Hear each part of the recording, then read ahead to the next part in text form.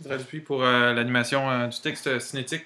En vrac, une autre petite chose intéressante au niveau du texte cinétique, c'est les effets d'animation qu'on retrouve dans les calques de texte. Donc, à partir du moment où on a un calque de texte ici, j'ai la petite colonne animée ici. Et cette colonne animée me permet d'animer différentes propriétés relatives vraiment au texte. Allons-y avec l'échelle parce que ça peut être intéressant. Puis après ça, c'est un peu la même chose pour le restant. Admettons que je veux animer l'échelle, ça le fait globalement pour tous. Si je repèse sur la chaîne, donc ça me permet d'aller jouer sur une échelle qui part d'un certain pourcentage sur la largeur et pas sur la hauteur. Donc, c'est comme si mon texte était un petit peu penché en quelque sorte. Bon, donc maintenant, pour que ce ne soit pas fait sur toute la ligne, c'est là où ça peut devenir intéressant.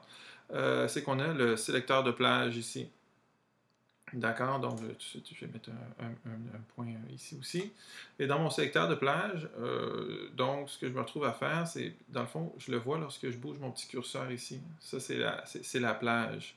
Ici, donc la plage de sélection de texte. Donc lorsque je bouge la fin du texte, lorsque je bouge le début du texte. Donc, ce que je veux créer, moi, je vais créer une épaisseur à peu près comme ça. Je peux y aller avec mes curseurs comme ceci. Et mon animation, ce que ça va faire, c'est que cette plage-là, qui au fond est moins large, se déplace de cette manière-là. OK?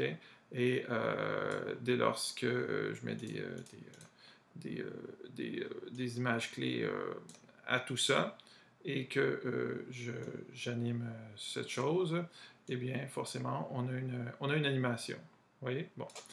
Alors, ça, c'est bien, c'est une chose, mais si ce que j'aimerais, ce soit que le texte disparaisse au fur et à mesure là, que la transition avance, donc ce serait dans les avancées, ici, que je pourrais déjà aller raffiner un certain nombre de choses. Donc, par exemple, avant que ça disparaisse, peut-être que je voudrais lisser. Donc, je pourrais y aller et faire un dégradé du bas. Donc, ça viendrait lisser un peu mon animation.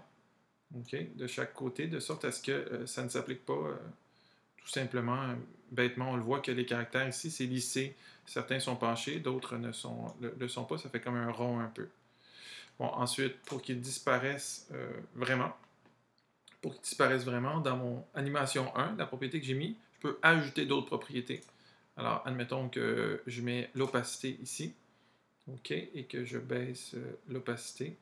Eh bien, ce que ça fait, c'est que dans le rayon où j'ai mon décalage de curseur, eh bien, le texte disparaît, comme ceci.